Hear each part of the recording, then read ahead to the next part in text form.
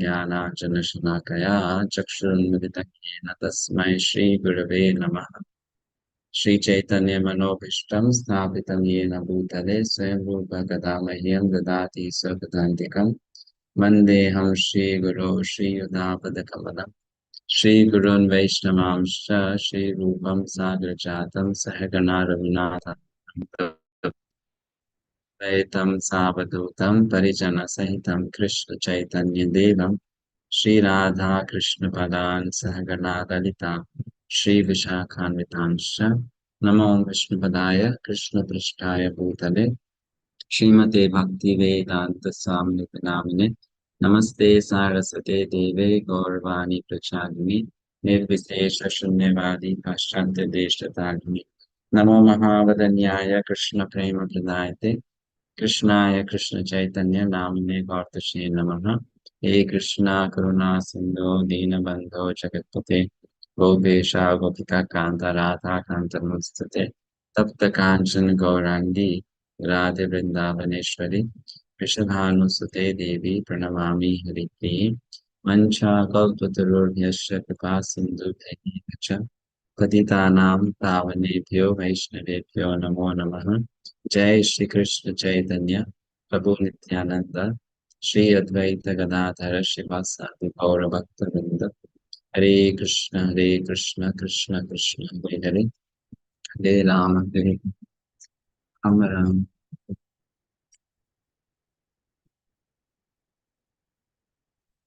Was my voice getting disconnected in between? Yes, Prabhuji. There's something wrong with my connector, USB connector. Okay. So we are going to start a new chapter today, chapter 15.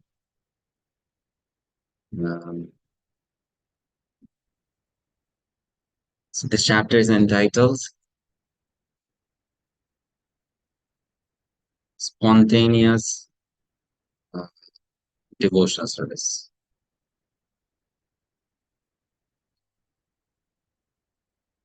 Just give me a second, please. There's something wrong, with this USB connector.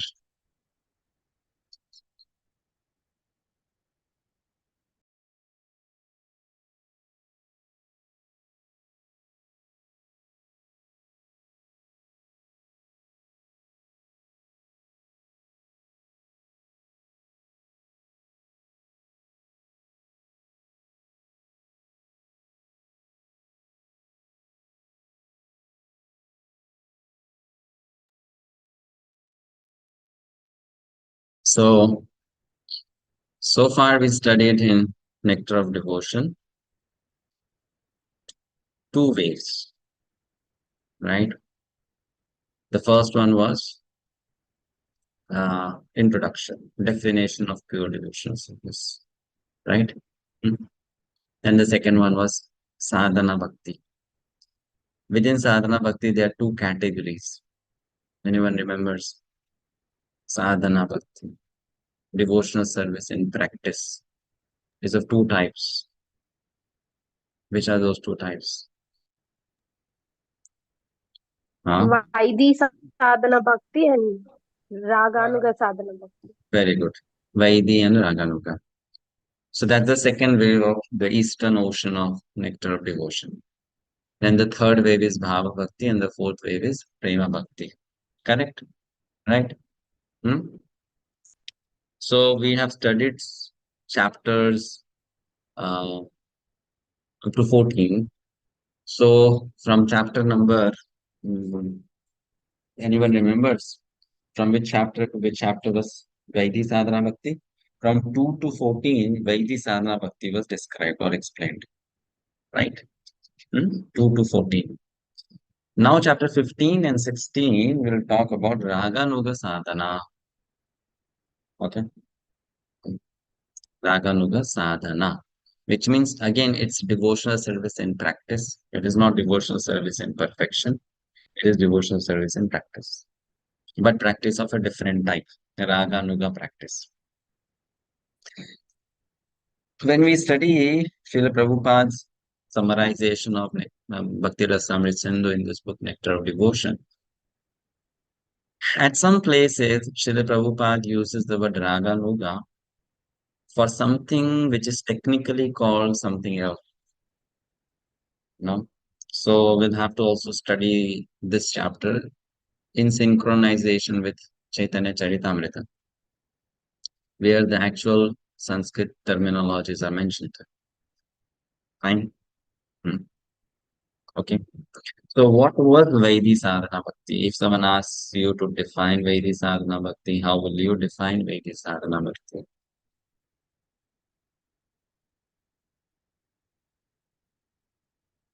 What is Vaidhi Sadhana Bhakti?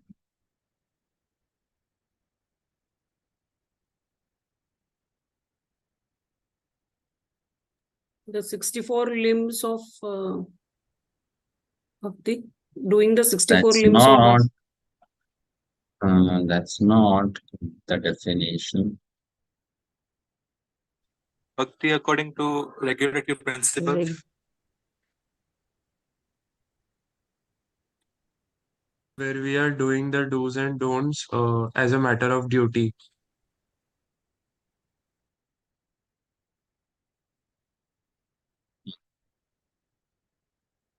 Fine. So where you follow the rules and regulations of devotional service out of fear of spiritual master, scriptures, etc. That's called Vaidhi Sadhana Bhakti. And when you follow the rules and regulations of scriptures out of intense love or greed for serving Krishna, then it's called Raganuga Sadhana Bhakti.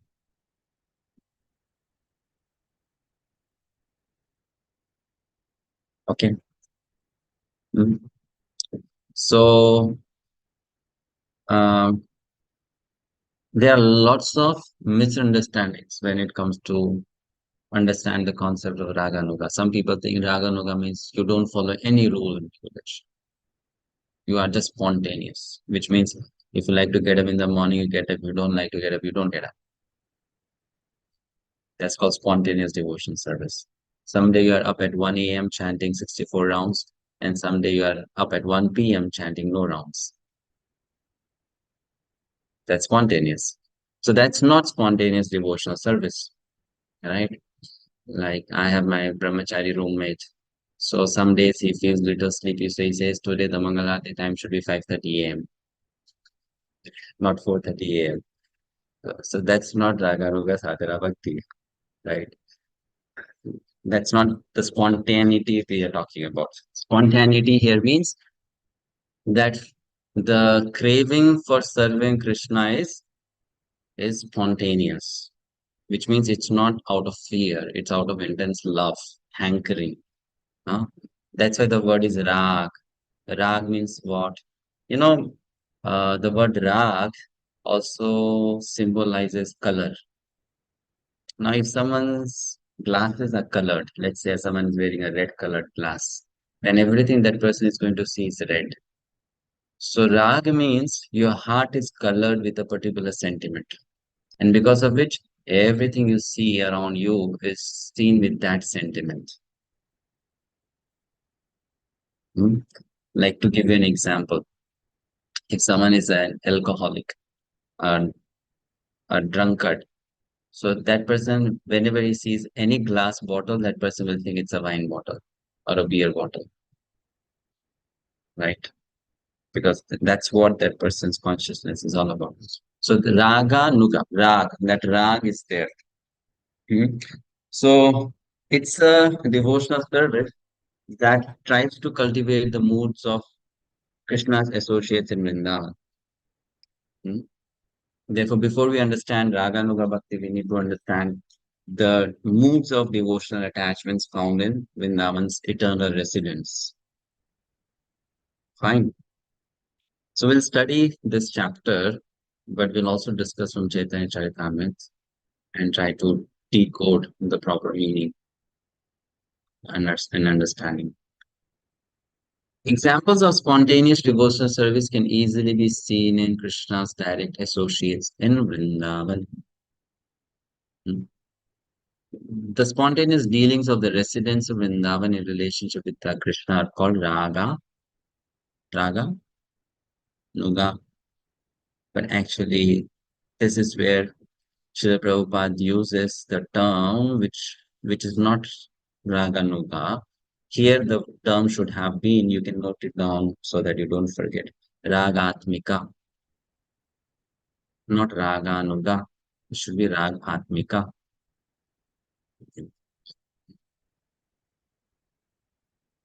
Okay?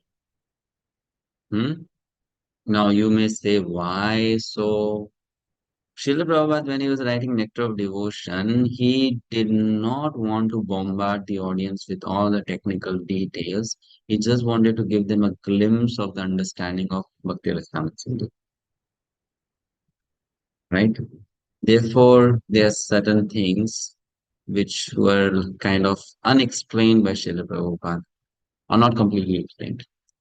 So we will look at this verse from Chaitanya Charitamrita, Madhya Leela, chapter 22. Now, these are some references which you can note down. I have not been able to, make a PPT. So I'll show you. You can take screenshots, or I'll even share the verses screenshots in the WhatsApp group. But you can note them down. So are you able to see the screen from Chaitanya Charitamrita? Yes. So that's CC Madhya 22.154. Okay. Okay, fine. Let's do this. I'm going to send you all this.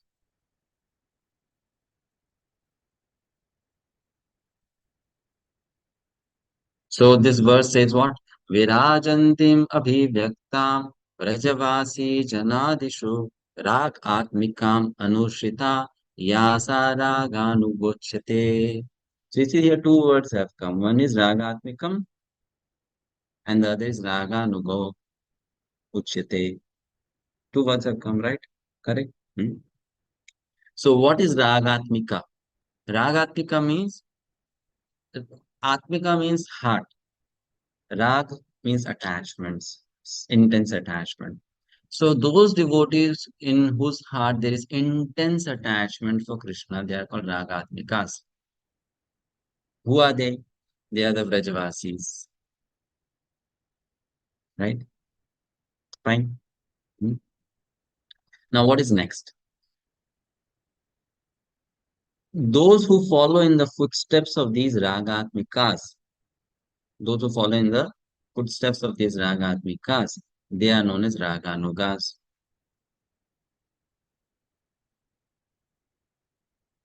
Okay? Yeah. So Yashoda Mai, she is Ragatmika or Raganuga? Ragatmika. Ragatmika. Ragatmika. Shri Rūpa Manjari, Ragatmika or Raganuga? Raganuga. Ragatmika. Raganuga. Ragatmika. Ragatmika. Why Raganuga? Rūpa Manjari is eternal associate of Krishna, no? In Vrindavan. Why Ragatmika? Right? Why Raganuga? Ragatmika only. Correct? Isn't it? So that's Ragatmika. Raganuga means a sadhaka who is trying to follow in the footsteps of these eternal residents of Vrindavan. That will be called Raganuga. Okay. Understood? Any confusion? Devotional service in spontaneous love is vividly expressed and manifested by the inhabitants of Vrindavan. Devotional service that accords with their devotional service is called Raga Nuga Bhakti, or devotional service following in the wake of spontaneous loving service. Hmm?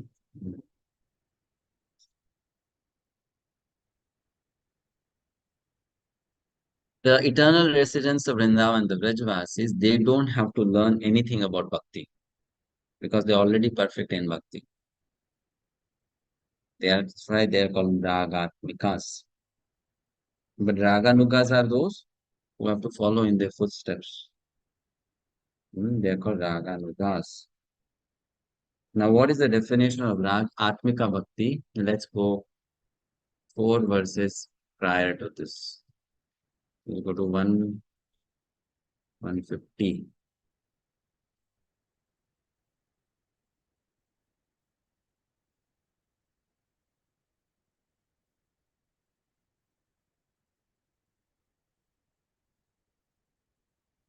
This is a verse which defines Ragatmika Bhakti. You can note it down if you like.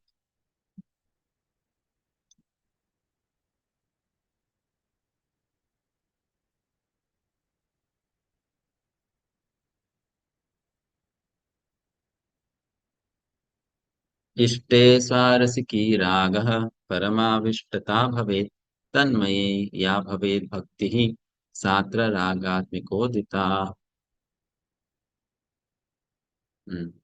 Someone please read this, the translation. Vijay Krishna. Hare Krishna Prabhu, Pranam. When one becomes attached to the Supreme Personality of Godhead according to one's natural inclination to love Him and is fully absorbed in thoughts of the Lord, that state is called transcendental attachment, and devotional service according to that attachment is called Ragatmika or spontaneous devotional service.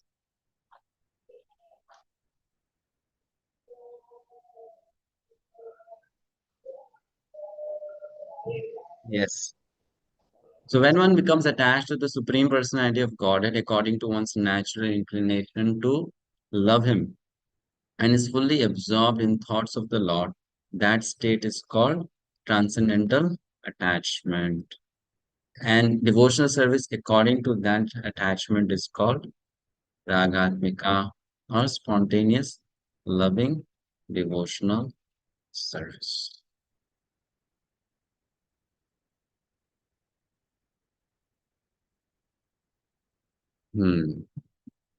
Okay. So what is then? Okay, let's read one more verse for better, much more better understanding. 152. रागमयी भक्ति रहय रागात्मिका नाम तहा सुनि लुप्त है कौन भाग्यवान. Thus, devotional service which consists of rag means deep attachment, is called ragatmika, spontaneous loving service. If a devotee covets such a position, he is considered to be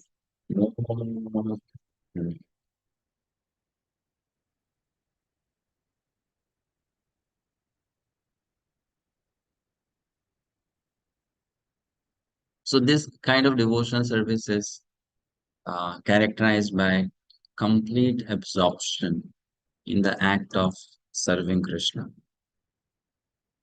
Complete absorption. Because of deep attachment. And the activity can be very simple. It can be just like stringing garlands for Krishna. That's all. But the absorption is intense. So that's called Ragatmika. Fine. Okay. Any conclusion so far? What you discussed? Hare Krishna Prabhuji. Hare Krishna. Prabhuji, I have this question. Prabhuji, then the devotion which Arjuna and Mother Kunti Devi has, is it not Ragatmika Bhakti? Very good question. We'll discuss about it. You'll get the answer soon. Very good question. Yes, nice. So we'll get the answer soon. Okay. So let's read this now. Let's read the first 2 paragraphs. Then the Swati Mataji, please read first paragraph.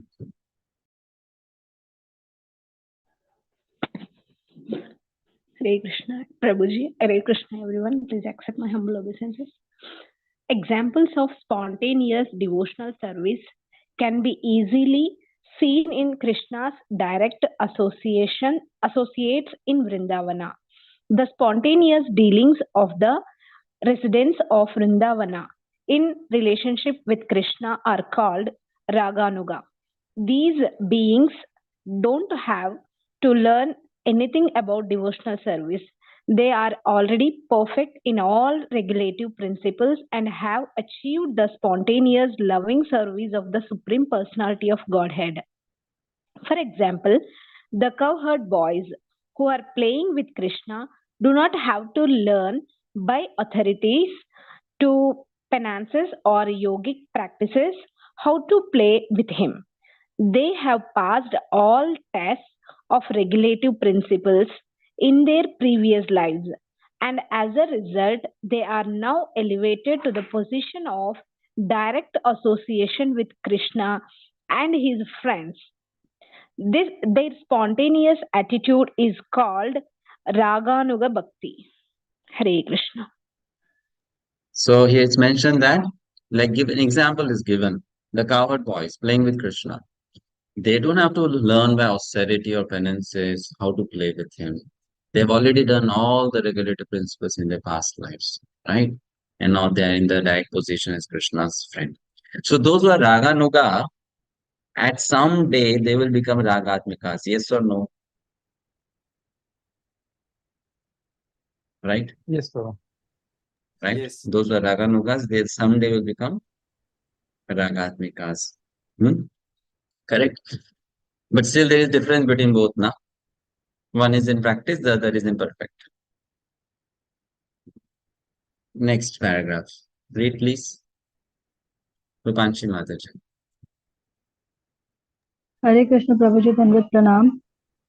Sri Rūpa Gosvāmī has defined Raganuga Bhakti as spontaneous attraction for something while completely absorbed in thoughts in it, with an intense desire of love.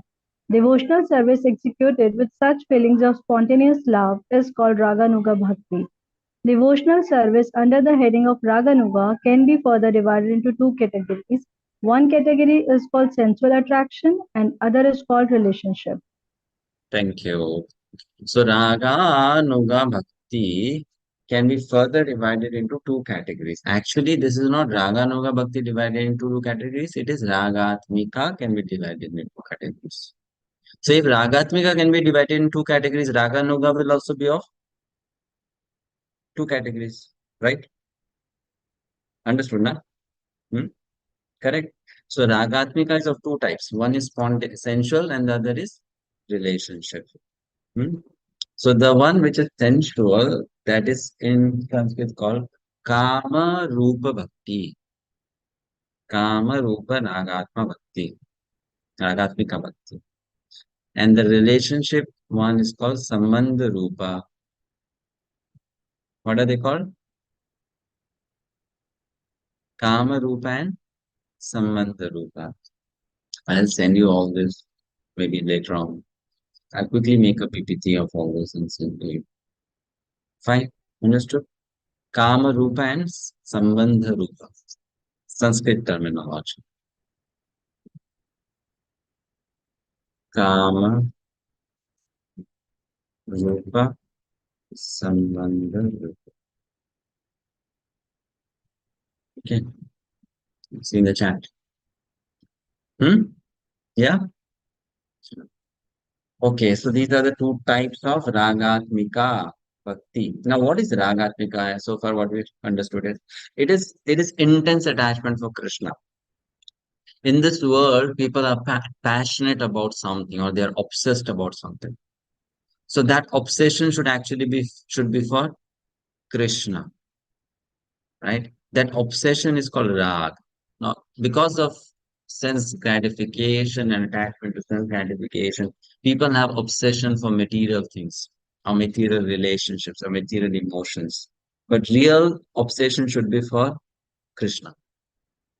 That's called Raga. Rag. When that Rag is misplaced in material life, we become obsessed for material things. Fine. Ragatmika Bhakti, one is Kama Rūpa and the rest is Sambandha Rūpa.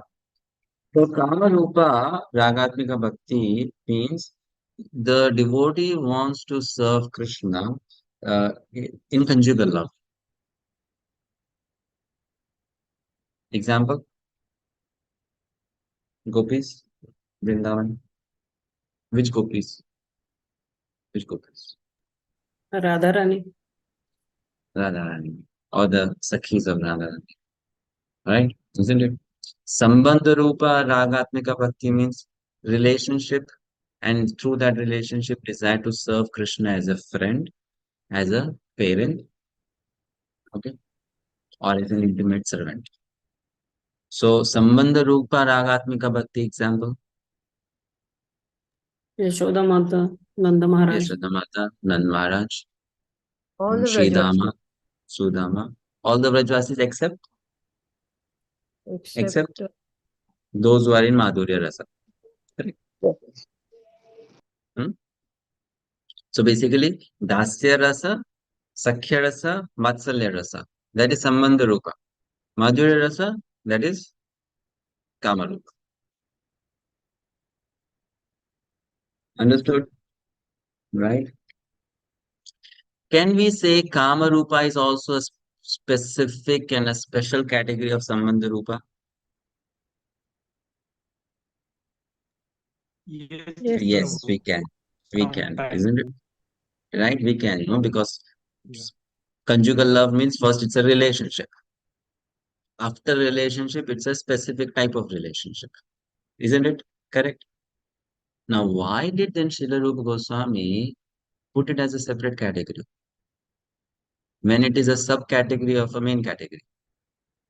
Sambandha Rupa is the broad category. Within Sambandha Rupa, you can find Kama Rupa, conjugal love.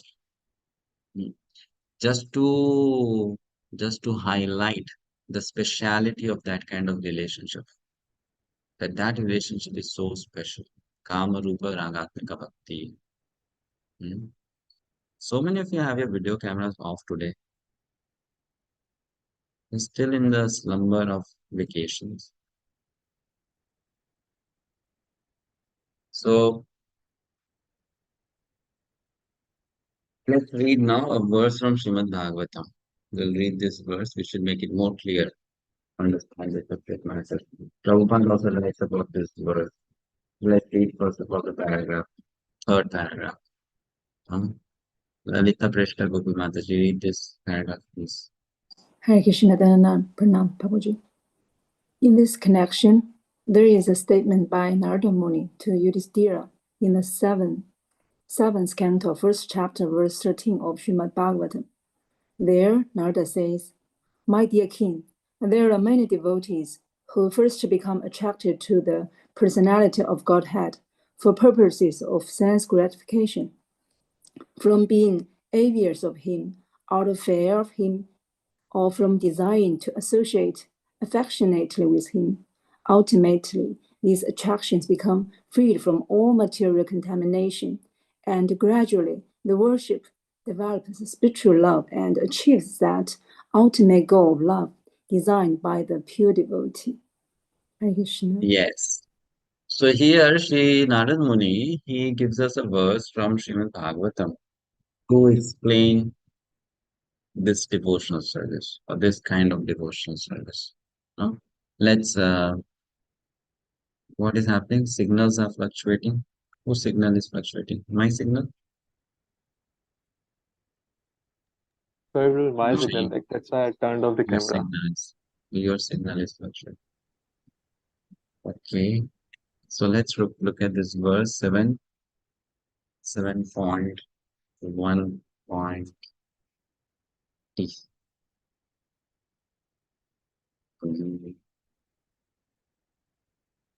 So this verse says, Kama dveshat bhayat snehat yatha bhakti ishvare manah aveshe tad agham hitva bhav tad gatim gataha.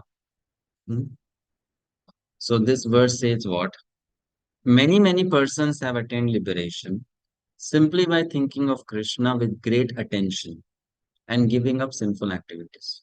This great attention may be due to 6 things: lusty desires, inimical feelings, fear, affection, or devotional service. Okay, so it's 5 here. Actually, it should be 6 now.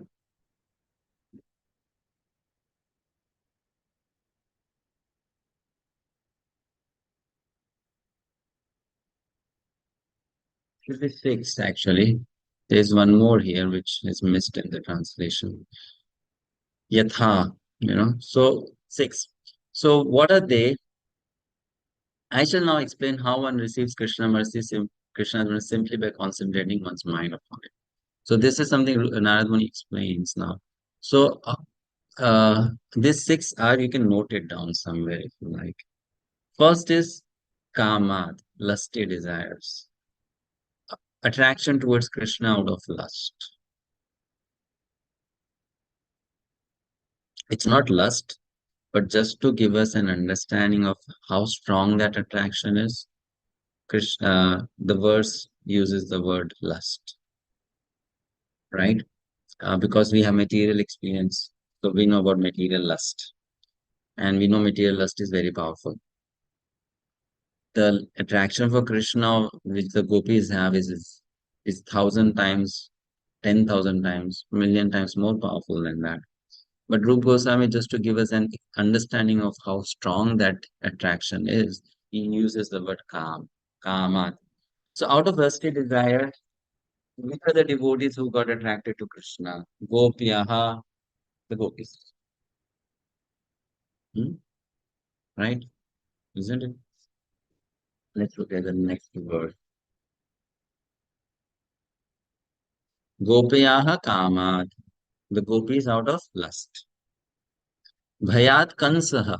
Out of fear, who was attracted to Krishna? Kans. Dvesha, Chaitya Adya. Dvesha, out of envy, who was attracted? The king of Chedi, Shishupal.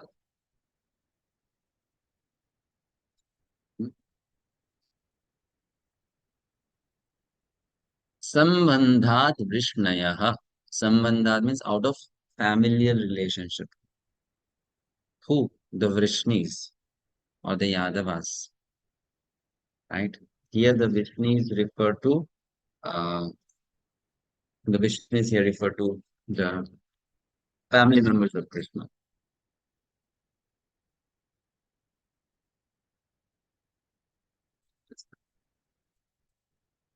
Brajavati. Then Snehat. Snehat means affection. Who is the example for affection? Yuyam. Yuyam means Yudhishthira Maharaj, you all, the Pandavas. They had affection for Krishna. Sneha. And Bhaktya Vayam. Vayam means we, Bhaktya. Out of devotional service. Narad Muni is giving his own example. Fine. He's saying these 6 ways you can be completely absorbed in Krishna consciousness. When Narad Muni talks about Bhaktya Vayam, he's talking about Vaidhi Sadhana Bhakti. Through Vaidhi Sadhana Bhakti also one can be completely absorbed in Krishna. Narad Muni comes in the category of Vaidhi Sadhana Bhakti, not Raga Nuga Sadhana. Therefore, we studied in Nectar of Instruction, if you remember, that the most holy place in the entire creation, which is Radha Kund. is not accessible or available even to personalities like Sanak, Sanatan, Narad, etc. Why? Because Sanak, Sanatan, Narad, etc. are perfect devotees on the path of Vaidhi Sadhana Bhakti. Okay? They're perfect, but in the path of Vaidhi. They are not perfect in the path of Raga, Nuga.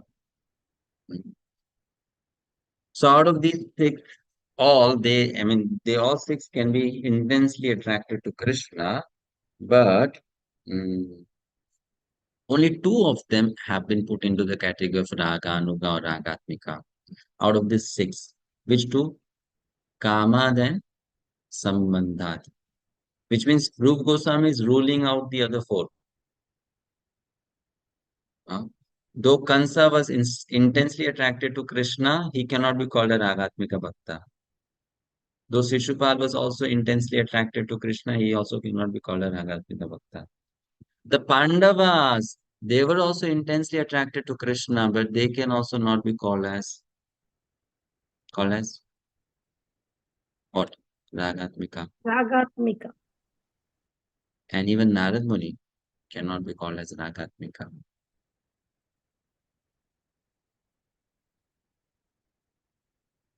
Okay.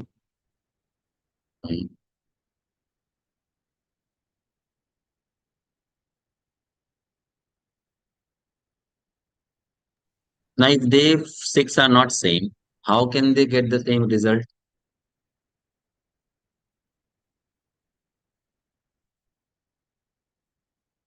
In the previous verse, it is said, many persons have attained liberation.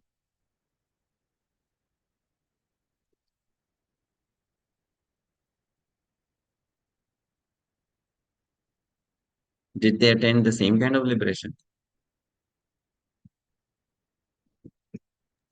No, No. Prabhuji. No, Prabhu. No. No. That's why they are not the same.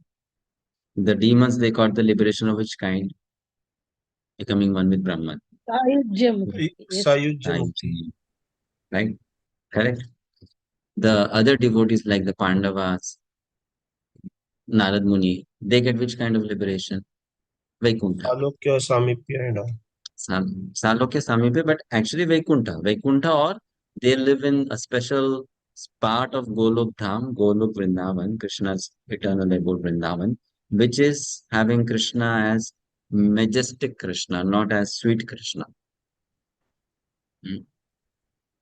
Okay, like the Pandavas. So here Pandavas are also not considered as Raganugas or Ragatmikas. Why? Because their awareness of Krishna is predominated by their knowledge of Krishna's greatness, his powers.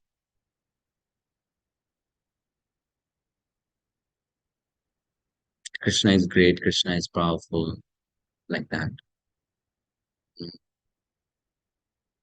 Okay.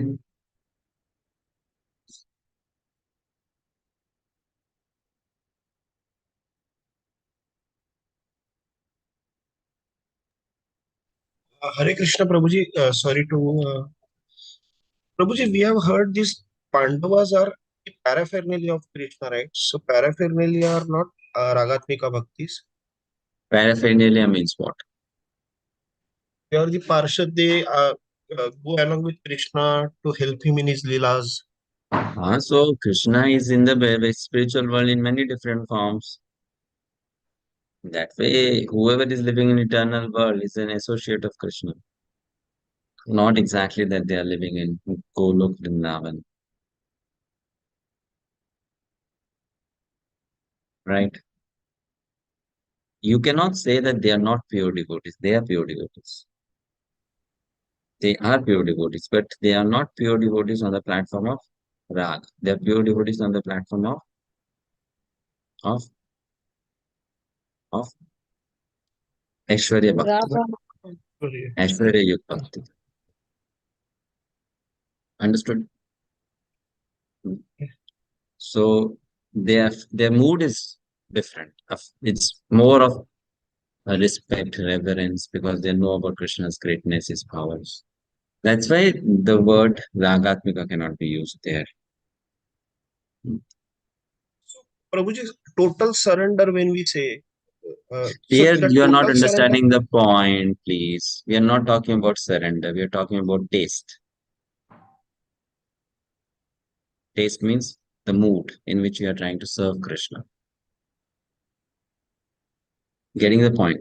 Bhakti-rasāmṛta-sindhu has already defined pure devotional service earlier. So don't think that Yudhishthira Maharaj is not a pure devotee, is not a surrendered soul. Or Narad Muni is not a pure devotee, is not a surrendered soul. We have already discussed that before. Right? Now we are talking about within the category of pure devotees who are on the path of Vaidhi, who are on the path of Raga. Which means taste, which means mood, inclination to serve Krishna, what type of inclination they have. Getting the point? Yeah, yes. So it's not that they are not surrendered. They are fully surrendered. But their approach towards Krishna is different. It has a different feeling. Huh? Right? We are trying to understand here rasa. Rasa means taste, mood. So Śrīla Rūpa Gosvāmī, why he is doing all this? The reason is so that there can be differentiation of moods. Then only you will be able to understand, right, which mood is what, and if I want to pursue, what mood I can pursue or I should pursue. Right? Getting it? So here we're not talking about surrendered or not surrendered. Yudhishthira is definitely completely surrendered. Mood does not determine the greatness of one's devotion, right, Prabhuji? Here we're not talking about greatness of devotion. Here we're talking about taste. Okay. We're talking about taste. So taste mood does not determine, right? Like who is closer to Krishna. That way it does You not. see, now Yashoda is also a great devotee, Radharani is also a great devotee. Do you think there's going to be ever a competition between two of them? Who is the greater devotee?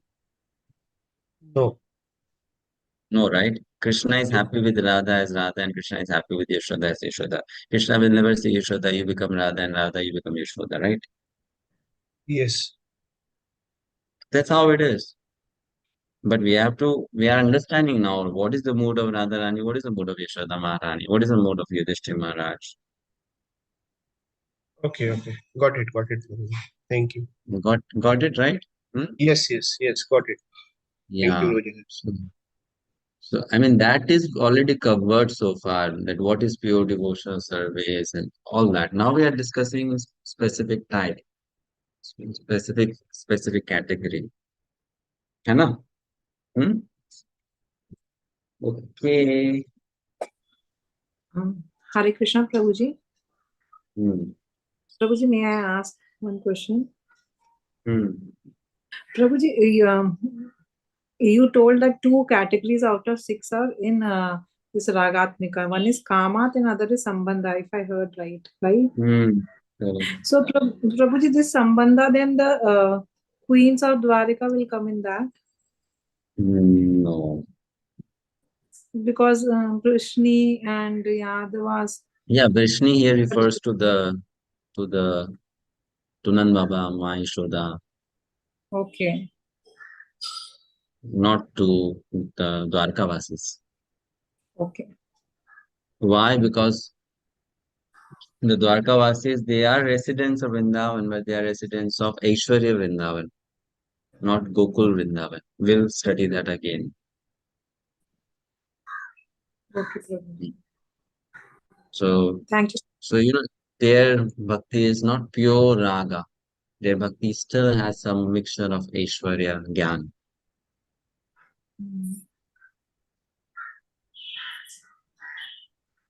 Same difference between Nanda Yashoda and Vasudeva Devaki.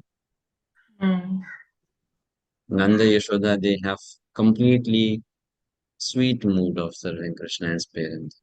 Vasudeva Devaki, they have respect also for Krishna. Similarly, the queens of Krishna, Rukmini, etc., for them, Krishna is king, Krishna is Patidev. Right? For the gopis of Vrindavan, Krishna is not Patidev. Krishna is a lover. Right? So that's why you can only say here there is more respect, here there is more of intimacy or sweetness. Fine? Okay.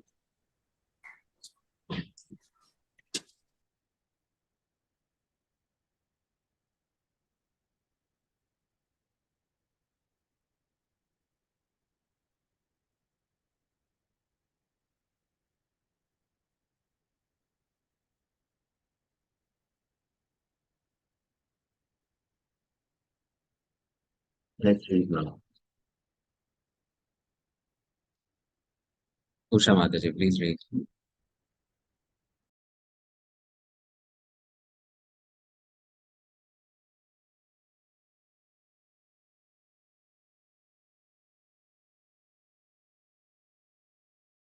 You are not audible. I'm extremely sorry, Prabhuji. Hare Krishna. Danvat Pranam. The attraction of the gopis for Krishna and the affection of the members of the Yaduyan dynasty are both accepted as spontaneous and Raganuga. The attraction of Kamsa to Krishna in fear and the attraction of Shishupal in envy are not accepted as devotional service. However, because their attitudes are not favorable, devotional service should be executed only in a favorable frame of mind. Therefore, according to Śrīla Rūpa Gosvāmī, such attractions are not considered to be in devotional service. Again, he analyzes the affection of the Yadus. If it is on the platform of friendship, then it is spontaneous love. But if it is on the platform of regulatory principles, then it is not. And only when the affection comes on the platform of spontaneous love, it is counted in the category of pure devotional service. Hare Krishna, Prabhuji. Thank you. Hare Krishna. So,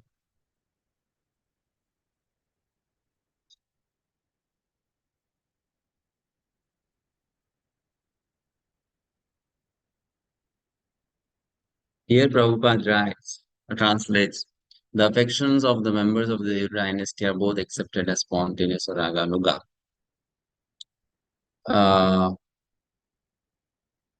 Then he says, you see further down, again he analyzes the affection of the Yadus.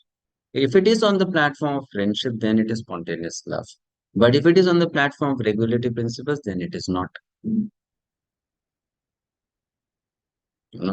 Which means if that person is a Yadava living in Dwarka and has complete friendship mood towards Krishna, then it's okay. Then there is touch of sweetness is there, Madhurya, that Shringar, not Shringar, Madhurya, feeling of sweetness is there. But if it is on the platform of regular principles, then it is not. Okay. So an example of that is what? An example of that is Uddhava. Uddhava was a friend of Krishna. But you cannot say Uddhava is friend of Krishna just like there is Sudama, Sridama, etc. In Vrindavan. Correct? Okay, let's read the next paragraph. Varshana Vilampush. Hare Krishna. There may be some difficulty in understanding that both the gopis and Kamsa achieved the same goal. So this point should be clearly understood because the attitudes of Kamsa and Shishupal were different from that of gopis. Although in all these cases, the focus is on the Supreme Personality of Godhead and all of the devotees are elevated to the spiritual world. There is still a distinction between these two classes of souls. In the first canto of Srimad Bhagavatam, it is said that the absolute truth is one and that he is manifested as impersonal Brahman, Paramatma, Supersoul, and Bhagwan, the Supreme Personality of Godhead. Here is a spiritual distinction. Although Brahman, Paramatma, and Bhagwan are the same and one, absolute truth, devotees like Kamsa or Shishupal could attain only to the Brahman effulgence. They could not have realization of Paramatma or Bhagwan. That is the distinction. Hare Krishna.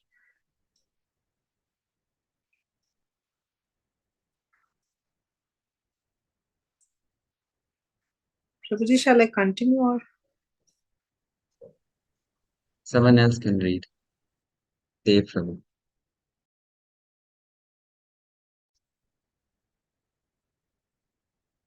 Prabhu, if you can slide down.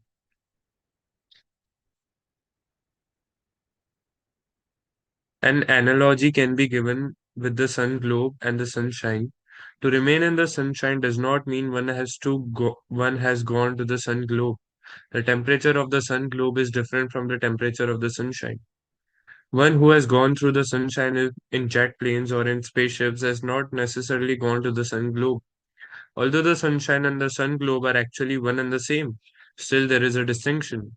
For one is the energy and one is the energetic source. The absolute truth and his bodily effulgence are in the same way simultaneously one and different. Kamsa and Shishupala attain to the absolute truth. but they were not allowed to enter into the Goloka, Vrindavan abode. Impersonalists and the enemies of the Lord are, because of attraction to God, allowed to enter into his kingdom, but they are not allowed to enter into the Vaikuntha planets or the Goloka Vrindavan planet of the Supreme Lord. To enter the kingdom and to enter the king's palace are not the same thing. Yes, not the same thing. Okay. So we are getting clear explanation here, right? Very nicely, Śrīla Rūpa Gosvāmī is opening up the subject matter and explaining how it's not same. There are minute and very subtle differences.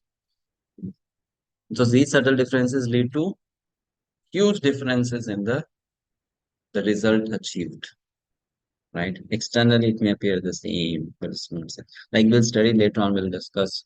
So if a devotee who wishes to be an eternal resident of Vrindavan Dham, if starts worshipping Rukmini Devi, that person will not get a chance to enter into Vrindavan. That person will go to Dwarka then. Just because if that person starts to worship Rukmini Devi or develops an attraction for Rukmini.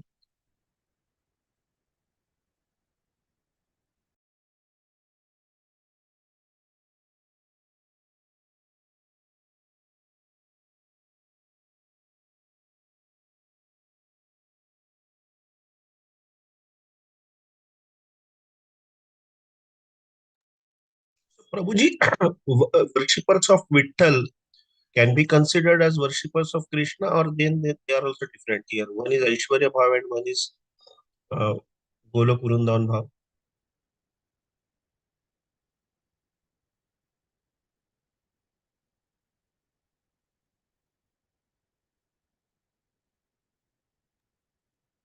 Sorry, can you please come again? Yeah. Prabhuji, so the worshippers of Vittal and the worshippers of Krishna, they cannot be considered one and the same, Prabhuji. No, they cannot be considered the same. They cannot. But again, you are not understanding. On what basis you are saying same? We cannot say that the worshippers of Vittal are not pure devotees of Krishna. No, I'm not talking about pure devotion, Prabhuji. I'm just talking about, like, as you said. And that way, someone is worshipping Krishna in Golok Dham, the Vrindavan, someone is worshipping Krishna in Dwarka. That is also not, Krishna's all different forms are different. So anyone worshipping any different form will be considered different only, right? Right. How will they be considered same? Because they have a different mood. Okay, Prabhuji. Then Jagannath also will be We'll Dwarka discuss about related. that later. We'll discuss that later. Jagannath subject matter is something very different because Jagannath is a mixture of all rasas. Okay, Prabhuji. Thank you, Hare Krishna. Okay, so let's take a break, 5 to 10 minutes.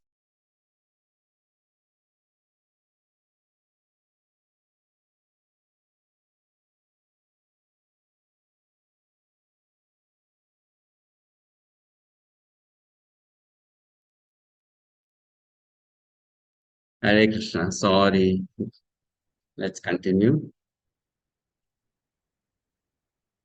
So, next paragraph.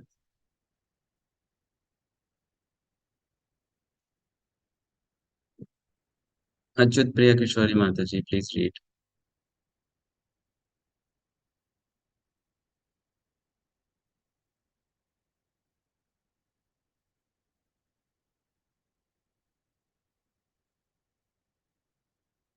You have to you have to unmute yourself, Mataji.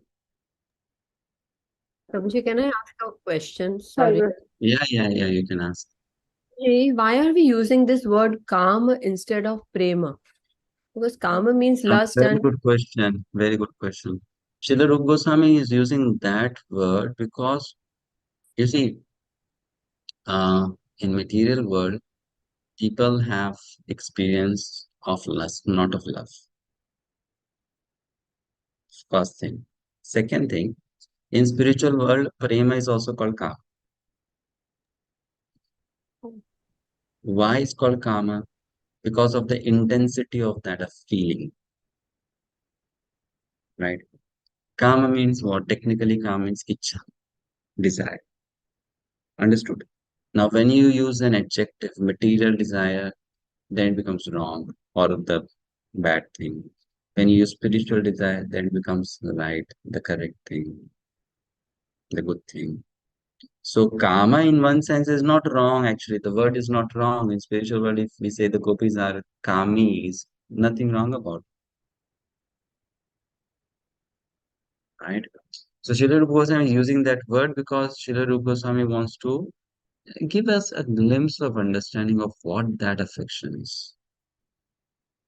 So are you saying that because of the intensity, the karma has a certain intensity? It could be negative, positive, whatever, depending upon whether it is spiritual or whether it is material. So it is the intensity portion that they want to describe here. Is that the reason? Yes, intensity portion they want to describe. Because the whole idea of presenting the subject matter by Śrīla Rūpa Gosvāmī is what we have already experienced in material life.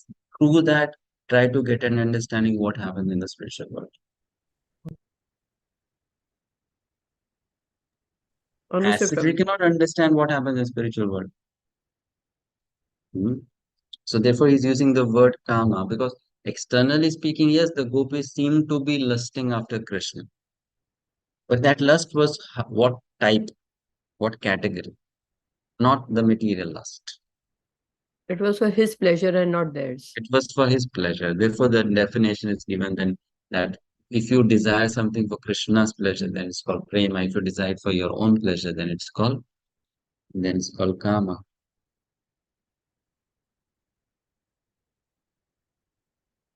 Thank you, Prabhuji. And I mean, uh, the purity of love is so high in the Brajavasis that externally they may show that they are doing something for their pleasure, but that is also to give pleasure to Krishna.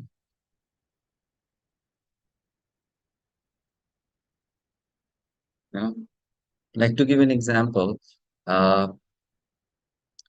just giving a very mundane, crude example.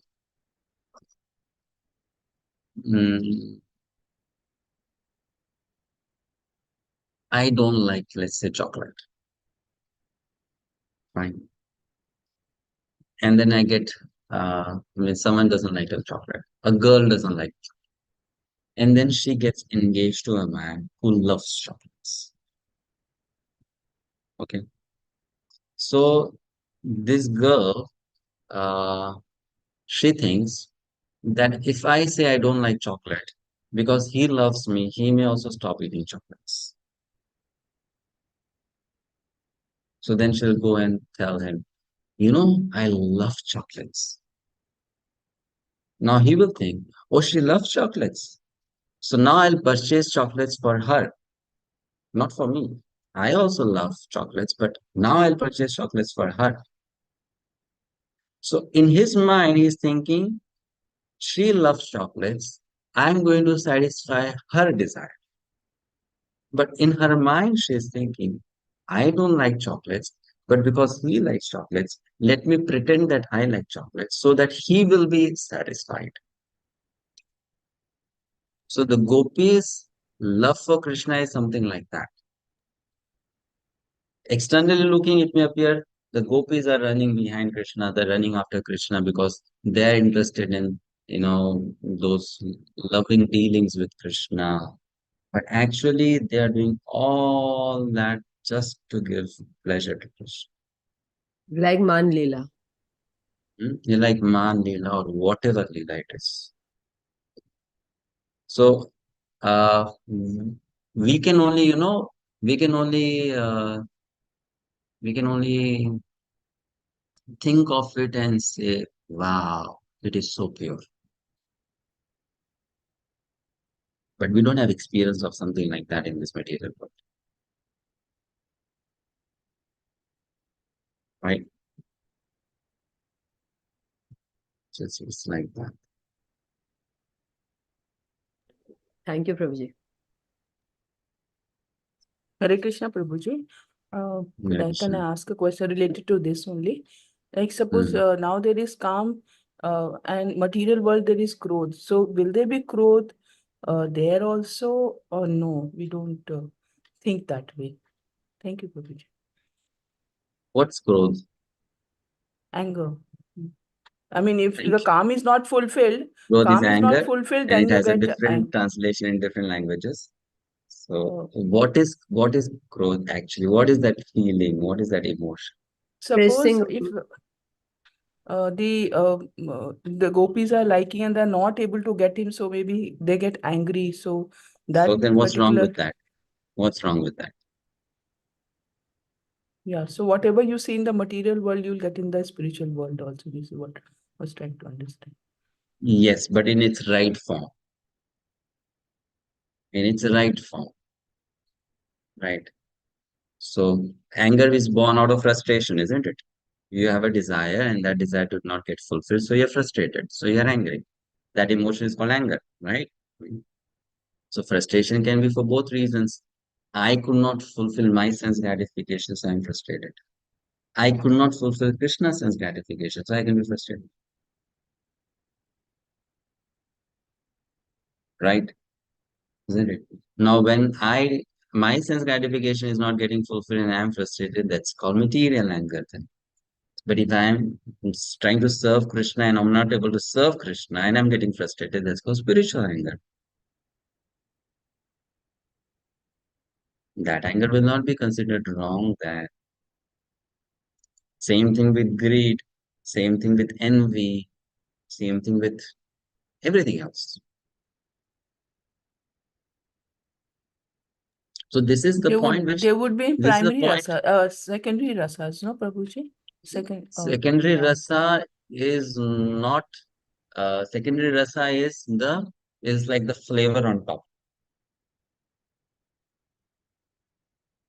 In the relationship of love, there can be anger.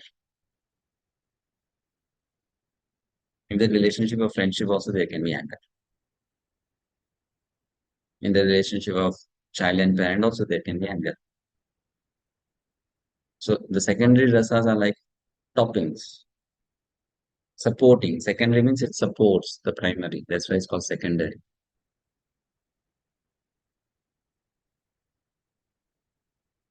Primary is like the foundation. Like to give an example, a parent can be angry with a child, a husband can be angry with a wife, a friend can be angry with a friend. But anger is like that emotion is same. But then the underlying relationship is not the same, right? Friend, parent, child, husband, wife. So that is called primary, the underlying relationship. The upper thing is secondary.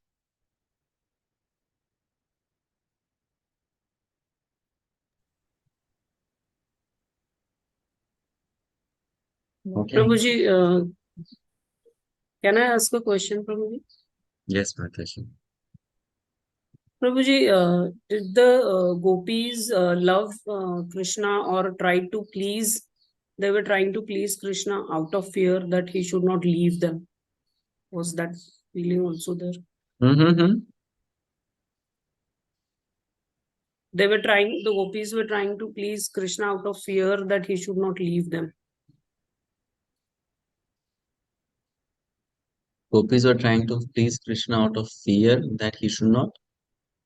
They had a leave fear that him. if they don't please him, Krishna will. No.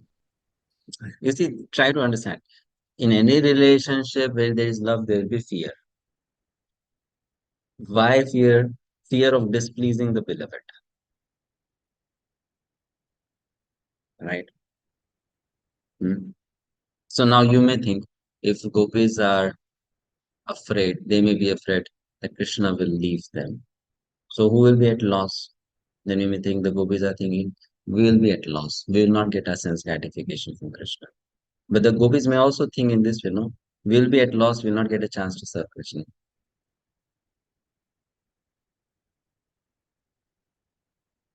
Getting a point?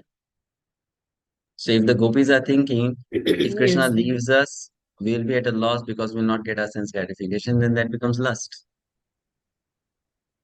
But if the gopis are thinking, if Krishna leaves us, we'll not get a chance to serve Krishna, So, then that is prema.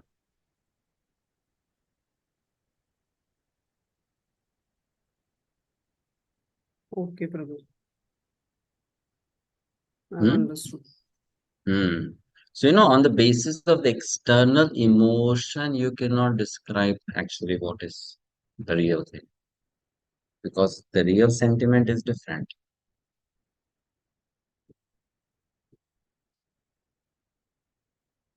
Yeah? Thank you, Prabhuji. Okay. We read which paragraph? We read this paragraph? To enter the kingdom and enter the king's palace are not the same thing, right? Now let's read the next paragraph. Quickly, let's do the reading now. Tulasi Mataji. Hare Krishna Prabhu. Śrīla Rūpa Gosvāmī is trying here to describe different achievements of the impersonalist and the personalist. Generally, those who are impersonalists are inimical to the Supreme Personality of Godhead, get entrance only into the impersonal Brahman when and if they reach spiritual perfection. Sorry, Prabhu. Generally, those persons who are impersonalists and are inimical to the Supreme Personality of Godhead get entrance only into this impersonal Brahman when and if they reach spiritual perfection. The impersonalist philosophers are in one sense like the enemies of the Lord, because the out-and-out enemies of the Lord and the impersonalists are both allowed to enter only into the impersonal effulgence of the Brahma Jyoti. So it is to be understood that they are of similar classification, and actually the impersonalists are enemies of God, because they cannot tolerate the unparalleled opulence of the Lord. They try always to place themselves on the same level with the Lord. That is due to their envious attitude. Sri Chaitanya Mahaprabhu has proclaimed that the impersonalists to be offenders of the Lord. The Lord is so kind, however, that even though they are his enemies, they are still allowed to enter into the spiritual kingdom and remain in the impersonal Brahma Jyoti, the undifferentiated light of the Absolute. Hare Krishna.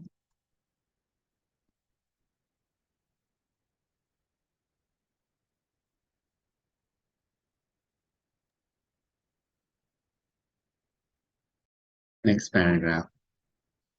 Yes. Amrita Vilasama.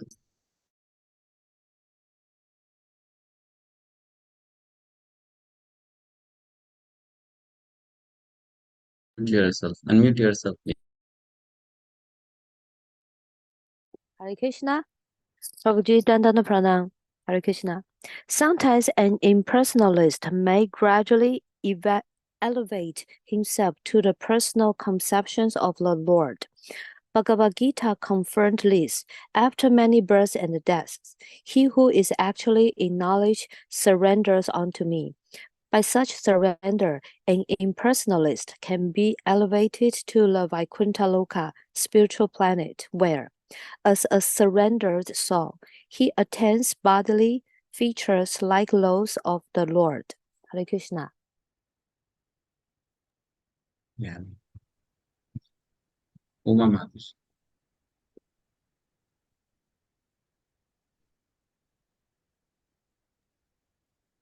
Hare Krishna Prabhu, Dandavad Pranam. In the Brahmanda Purana, it is stated, those who have achieved liberation from material contamination and those who are demons and are killed by the Supreme Personality of Godhead become absorbed in the Brahman concept of life and reside in the spiritual sky of the Brahma Jyoti. That spiritual sky is far beyond the material sky, and it is confirmed also in Bhagavad Gita that beyond this material sky there is another eternal sky. The enemies and the impersonalists may be allowed to enter into this Brahman effulgence, but the devotees of Krishna are promoted all the way to the spiritual planets. Because a few devotees have developed their spontaneous love for the Supreme Personality of Godhead, they are allowed to enter into the spiritual planets to enjoy spiritual bliss in association with the Supreme Personality of Godhead. Hare Krishna. Hare Krishna. Next paragraph. Neha Mataji. Hare Krishna. In the 10th canto, 87th chapter, verse 23 of Srimad Bhagavatam, the Vedas personified address the Lord in this way. My dear Lord, yogis meditate upon your localized feature, and thus they achieve the spiritual perfection of being merged in the impersonal Brahmajyoti. Persons who treat you as an enemy achieve the same perfection without meditating. The gopis who are embraced by your serpentine hands and who have such lusty attitudes also achieve the same perfection. And as far as we are concerned, being different demigods in charge of the different parts of Vedic knowledge, we are always following in the footsteps of the gopis. Thus, we hope to attain the same perfection. By the same perfection, we must always remember the example of the sun and the sunshine. Those who are impersonalists can merge into the sunshine like Brahmajyoti, whereas those who are in love with the Supreme Person enter into the supreme abode of the Lord, Golok Vrindavan. Shall I read the next paragraph? Shall I continue, Prabhuji? Achita Priya Kishori Mataji. Hare Krishna, Prabhuji. The lusty attitude of the gopis doesn't refer to any sort of sex indulgence. Śrīla Rūpa Gosvāmī explains that this lusty desire refers to the devotee's particular attitude of association with Krishna. Every devotee in his perfectional stage has a spontaneous attraction to the Lord. This attraction is sometimes called the lusty desire of the devotee. The lust is the devotee's excessive desire to serve the Lord in a particular capacity. Such a desire may seem to be a desire for enjoying the Lord, but actually the endeavor is to serve the Lord in that capacity. For example, a devotee may be desiring to associate with the personality of Godhead as his cowherd friend. He will want to serve the Lord by assisting him in controlling the cows in pasturing ground. This may appear to be a desire to enjoy the company of the Lord, but actually it is a spontaneous love serving him by assisting in managing the transcendental cows. Hare Krishna.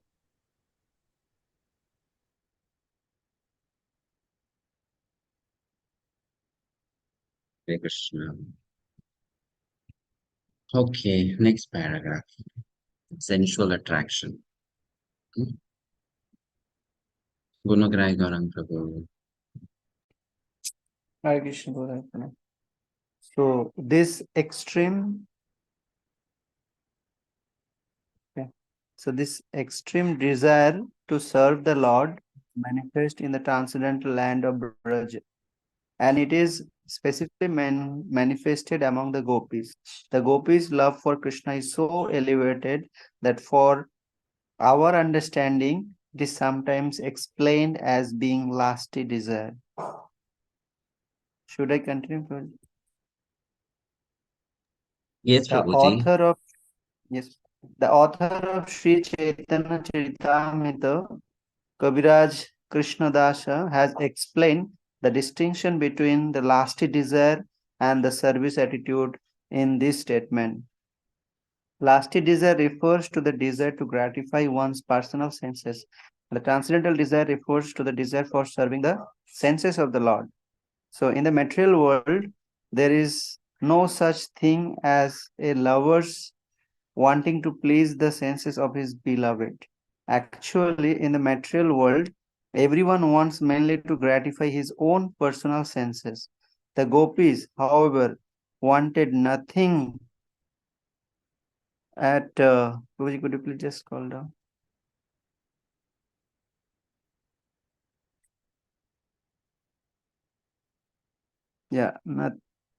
Nothing at all but to gratify the senses of the Lord. and there is no instance of this in the material world. Therefore, the gopis' ecstatic love for Krishna is something sometimes described by scholars as being like the lasting desire of the material world. But actually, this should not be taken as a literal fact. It is simply a way of trying to understand the transcendental situation.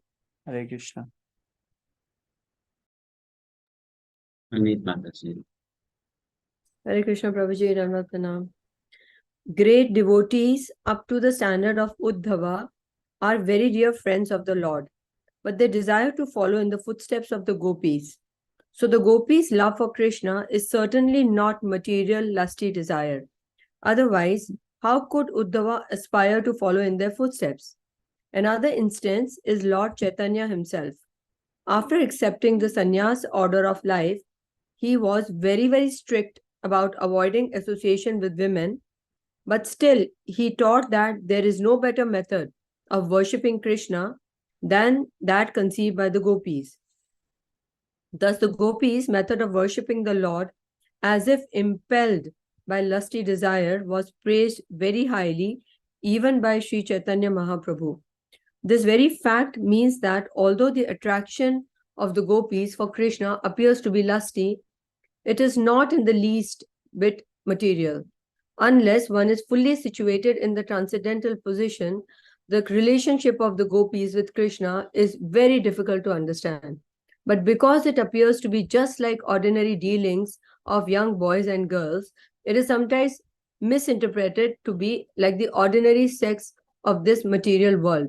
Unfortunately, persons who cannot understand the transcendental nature of the love affairs of the gopis and Krishna take it for granted that Krishna's love affairs with the gopis are mundane transactions, and therefore they sometimes indulge in painting licentious pictures in some modernistic style. On the other hand, the lusty desire of Kubja is described by learned scholars as being almost lusty desire. Kubja was a hunchbacked woman who also wanted Krishna with great ecstatic love, but her desire for Krishna was almost mundane, and so her love cannot be compared to the love of the gopis. A loving affection for Krishna is called Kama Praya, or almost like the gopis' love for Krishna. Hare Krishna. Hare Krishna. Yes, so the chapter ends here. So Śrīla Rūpa Gosvāmī, you see, he has given so many examples to make it very clear. He gave the example of Uddhav ji to show how Uddhav has such tremendous respect for gopis. So gopis cannot be actually lusty after Krishna. Right? Sri Chaitanya Mahaprabhu was a sannyasi. He had so much respect for the gopis. So they cannot be lusty after Krishna in the mundane sense. And then he is also making it very clear with the example of Kubja. Kubja also approached Krishna for a relationship, right? But her way of looking at Krishna was such a handsome man. I want to have a relationship with him. Not that I want to serve him. No? So that's why it said, Kama Praya means almost lust to desire. Which means what? Almost love, not love. Almost love. Right? Therefore, dear devotees, we need to understand this point that to become a resident of Vrindavan does not mean to be in a woman body. To be a resident of Vrindavan means to develop this pure service attitude. Right? That's the point. So one can be externally a sannyasi and have that pure service attitude. So a very distorted understanding of this whole concept can be, oh, I want to become a gopi in Vrindavan. From tomorrow, let me start wearing gopi dress. All right. We'll go to Vrindavan in a shop where there'll be men's gopi dress, women's gopi dress. Right. And both of them, they come out dressed in gopi dress. And that's how you become gopi in Vrindavan. Right. But that's a very shallow understanding of the whole concept. right? What is a true understanding? I have to develop that intense service attitude, seva bhav. So then such a person becomes a resident of Vrindavan. He wants to serve Krishna. Now, gopis have intense desire to serve Krishna. And that intensity we will see in a practitioner of raga bhakti also.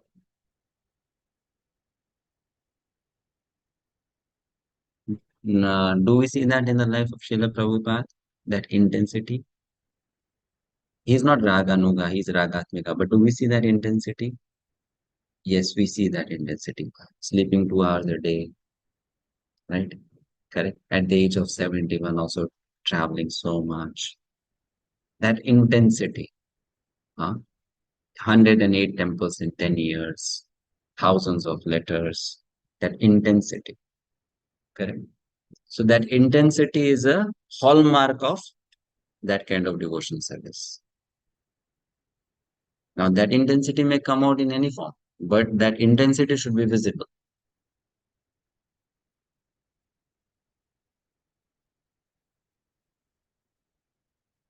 Okay, fine.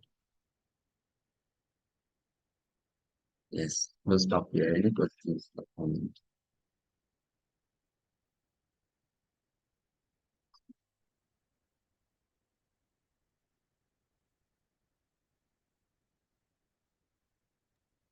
Prabhu, I have a question. Yes, Tulsi Mataji. The expansions of Krishna and the devotees who serve the expansions, how is that classified in terms of what type of liberation and in what category do they fall under? Example, Hanuman. What would he fall under?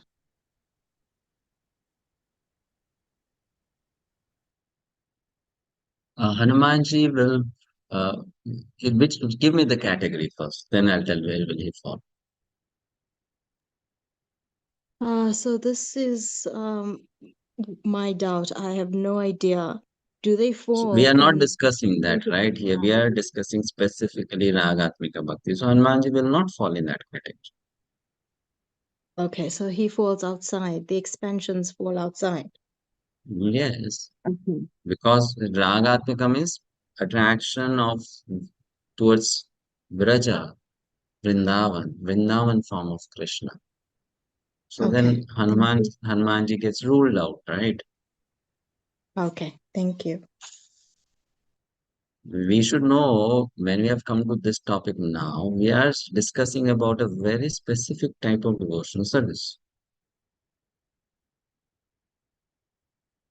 Right? We are not discussing pure devotion service. We are discussing a very specific type of devotions. A very specific type of pure devotional service, I would say.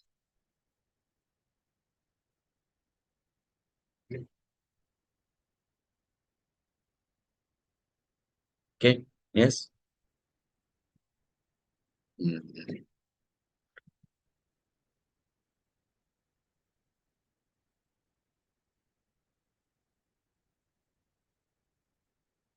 Any other question?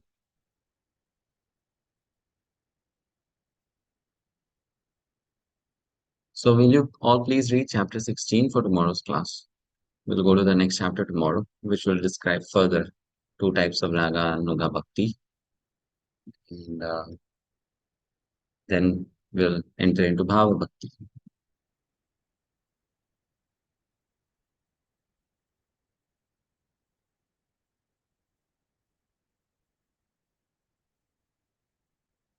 Fine, thank you so much. Hare Krishna, Srila Prabhupada ki